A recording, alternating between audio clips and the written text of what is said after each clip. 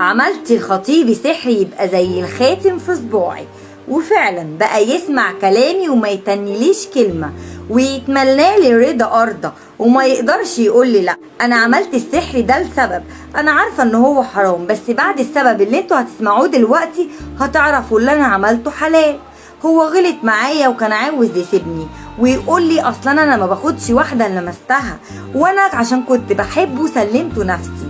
رحت انا عامله ايه بقى، واحده صاحبتي دلتني على واحد وعملت عنده السحر ده، ودلوقتي زي الخاتم في صباعي، وقربنا نتجوز، بس خايفه يكتشف ان انا عملت له سحر. يا ترى هيعمل فيا ايه؟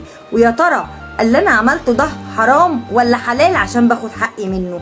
انا طالبه رايك وراي الجمهور، دي مشكلة معانا. يا ترى انتوا رأيكم ايه؟ انا رأيي ان هو حرام مهما كانت الاسباب، وشوفي رأي الناس هيقولوا لك ايه في الكومنتات. خلص الكلام، سلام.